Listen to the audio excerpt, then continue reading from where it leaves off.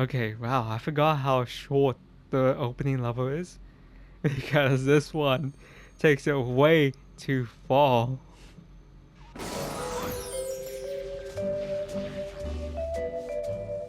Also, they think these opening cutscenes are unskippable. So, whew, what a step in numbers. We go from collecting 16 to collecting 46. And instead of collecting flags, we're collecting power orbs. Okay. So, wow, honestly, if we go back to the original commentary of this level, this place kind of looks the same, but also changed in many ways.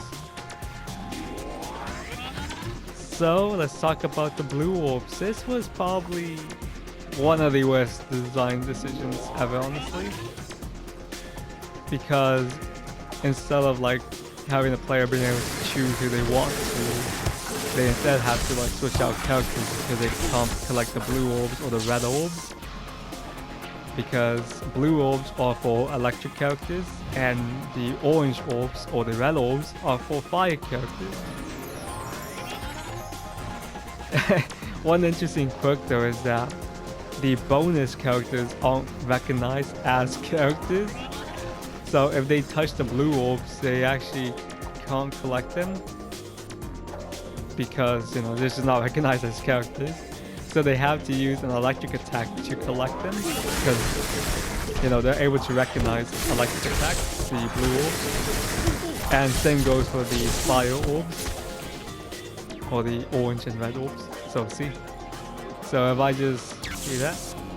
Nope. If I just do this. Yep. That gets collected. Which is so funny. It was like an interesting fix to an unintentional problem. Yeah, see that? But to be honest, it just kind of creates like a bit of a... No, it just creates... It's just like, okay, if that's the case, then why would I ever want to just collect them by proximity when I could just use an electric attack? Because if we saw that, just using an electric attack has a higher range for collection. So it just makes you like be like, oh, okay, why even collect them by proximity?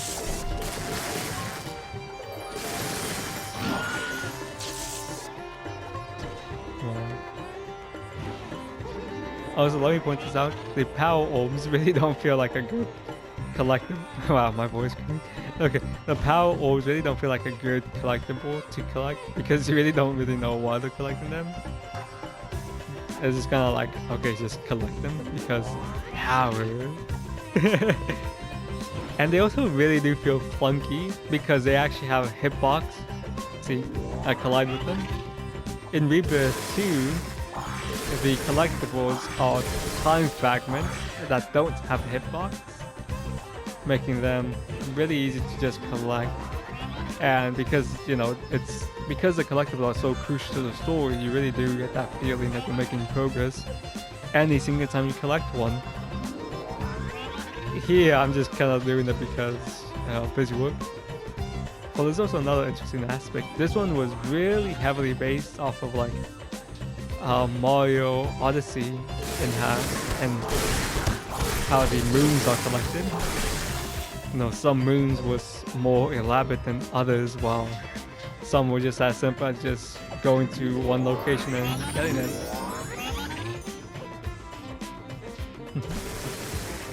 And in some ways, Rebirth 2 is kind of similar, but the elaborate time fragments are so much more elaborate than the most elaborate ones here. It's really interesting, actually.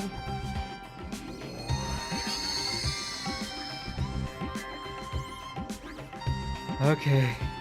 I actually remember this taking a lot more longer to complete, but I guess it doesn't really take as long as well. Which is a good thing, honestly, you know. Because like the original levels, those things could drag on. Oh, right. I almost forgot to tell you which one this one is based off of. This one is based off of the level called 2D Kino Battle 2, which has the same premise of this one, of stopping, and this, that's the collectible, okay, of stopping death.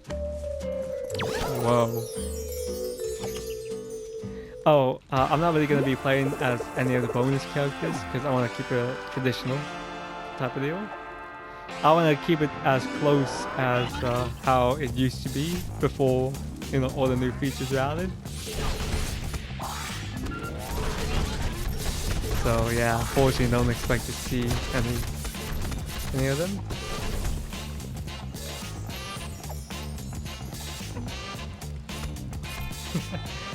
See that? And that's why you should never go up to them. Ah, great. This guy's so annoying though. Yeah, again, like the hitbox and the hitboxes. Oh my. No, you know what? It's actually not the hitboxes, it's the hitboxes. Don't get me wrong, the hitboxes are outrageous, but the hitboxes are even more outrageous. Because in case you don't know how Elizabeth Planet works, it operates on range. I mean, it operates on layers. So there's layer 1, layer 2, layer 3.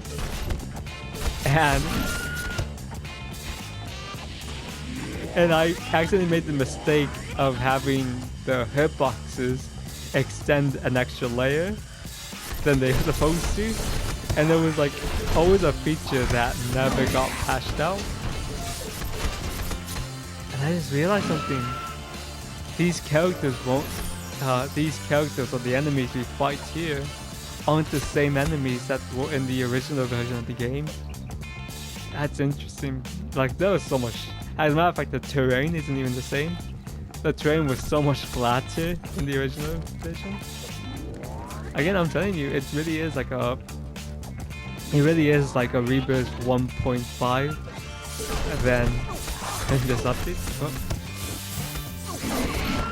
Okay, I'm being juggled. Okay. Yeah.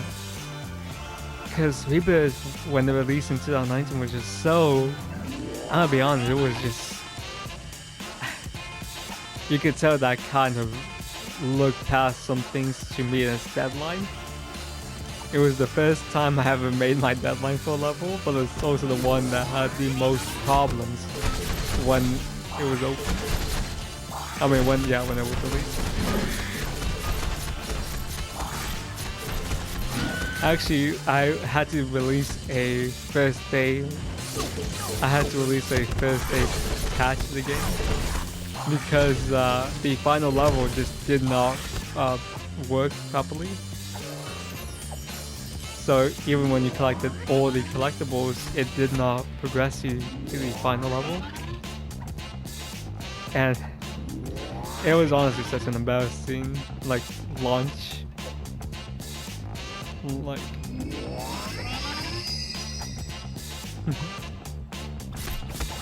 it was such an embarrassing launch, and I really do regret it. Yeah, man. In the original commentaries, you can hear me saying nothing but praise for Rebirth, and here I'm being so critical. Don't get me wrong, I actually am enjoying replaying it, but I definitely don't see it with the same lover's tint that I had. Because, you know, unfortunately, you know, the 7 years have not really been kind to this level. You know, certain design choices, you know, rear the ugly head more than ever.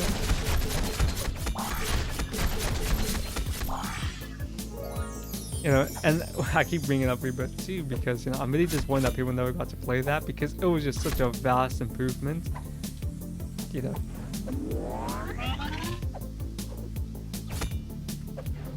You know, and look at this.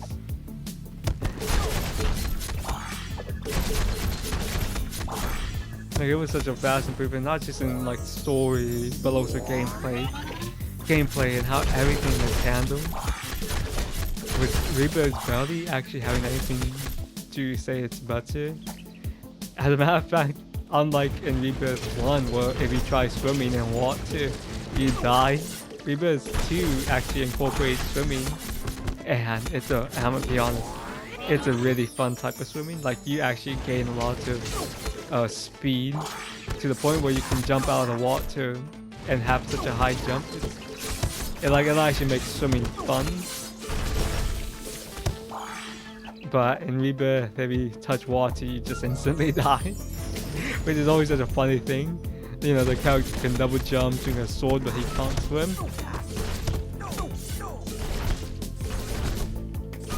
Oh yeah, did you see that? How I was able to do 2 attacks at the same time? That is because there's also because like how the combat is handled. See, because I was so new to combat, and because I was relying on a lot of old systems, it means that a lot of old stuff got carried over, meaning that this attack is like, here, listen, 1 press. So I could actually just spam it and just kind of loop it. But then, hear this. I'm holding it down, and it's like just meaning that if I like wiggled my joystick, it just activates it. Yeah, if I wiggle my joystick, it can actually just simultaneously do 2 attacks. Yeah. Yep. See that? Like, meanwhile, for the most part, Rebirth 2 kind of figured out this shit. There are ways to do it, but like, it's really difficult now.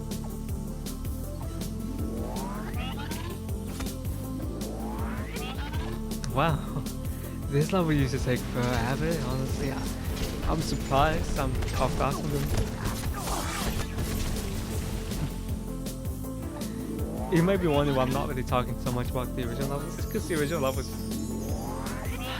for this one is just so long, and honestly, they were just so different, which is interesting. Because in the first part I talked about how they were faithful to a fault, but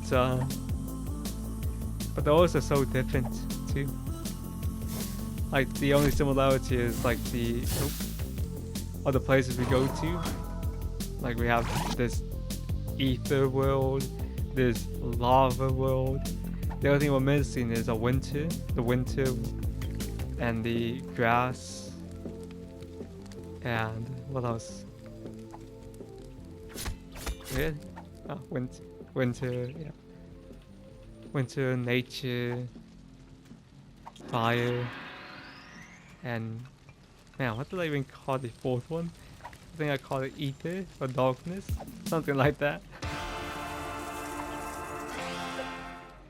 And death. Look, there they are. This boss fight sucks, honestly. Because I think, I don't even know how.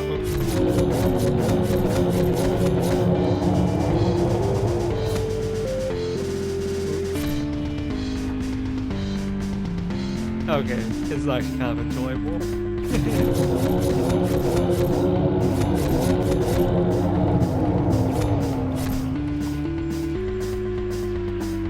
It is like supposed to show off that we have different types of boss fights and not just punch types. No. Okay, I thought I overextended.